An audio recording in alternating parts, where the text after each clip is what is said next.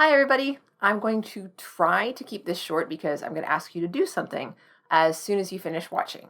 And it's actually really, really important. I want to talk to you about the For the People Act.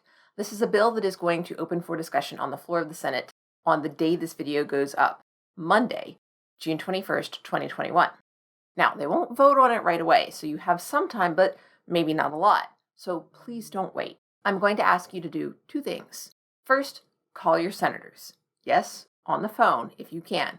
If you've got some time, you can read the links down in the description. There's a PDF linked in the description for this video that provides a sample script that you can use to give you some ideas for what to say.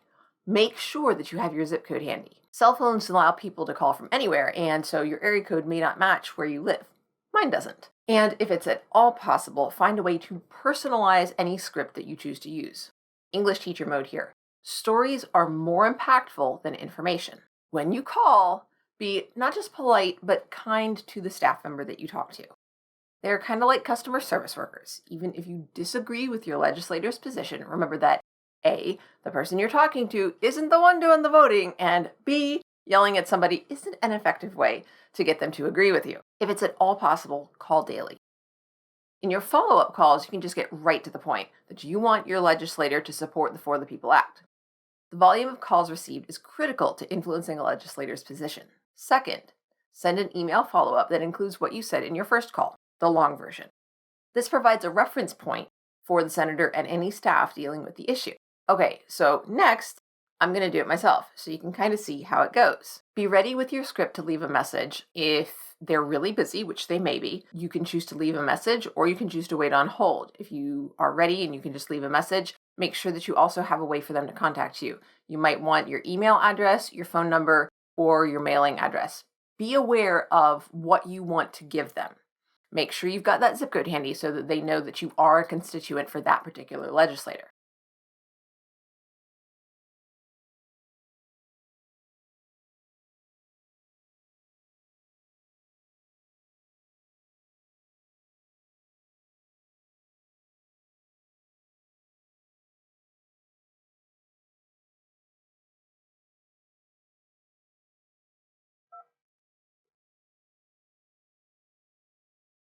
Hello, my name is Dana Cole and I live in Georgia.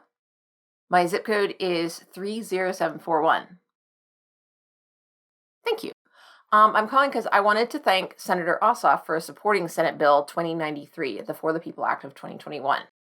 And I wanted to say that the right to vote is foundational to the existence of our republic or of any such nation. It's so important that its existence wasn't added to the Bill of Rights. It's so important that it's at the beginning of the main part of the Constitution itself. And restricting that right should be seen as not just un-American, but actually anti-American. We can't have a republic without the involvement of the public.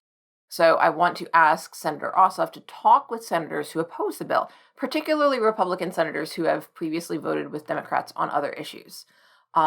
This is important to me in particular because I have a member of my household who she's a January 1st baby, and she has just turned 18, and she was so excited to be able to vote for Senator Ossoff, which she wouldn't have been, she wasn't able to do in the general election, but because there was a runoff, she got to vote for him, and she was just over the moon to have that opportunity. And it's not just an opportunity, it's a responsibility, and it's part of what makes our country what it is. And it's important not to take that away from people. Thank you. I appreciate it. Have a good day. So I'm just going to include the one call here. I also have Senator Warnock. And so both of my senators right now are Democratic, so they both support the bill. But if you notice, if you look at the script, I use that for my call. Pretty straightforward. There are a couple of places where I just sort of blah, blah, blah through it, and that's okay. You know, you're dealing with somebody that they are used to listening to people who are nervous about maybe calling for the first time. And so they'll, maybe ask you some questions, or if they need more information, they'll ask you about that.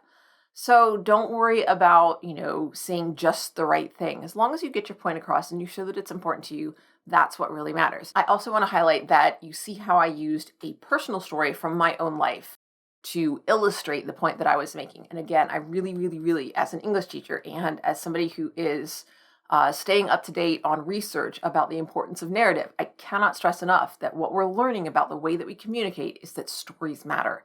Personal connection matters. So if you can have a personal story from you about your experience in there, it's going to get the attention of the person you're talking to much more effectively. And you're not talking to your senator, most likely, but you have someone who has some contact, who is more connected than you are. And so getting that person invested in your story is crucial. And voila, there you have it.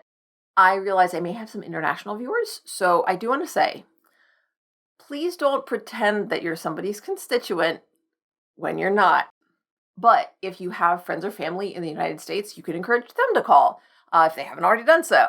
And last but not least, once you've made your call, I would love, love, love it if you would comment on this video to let me know that you did. You can just post done if you want, or you can tell me how it went for you. I would love to hear from you. Bye for now.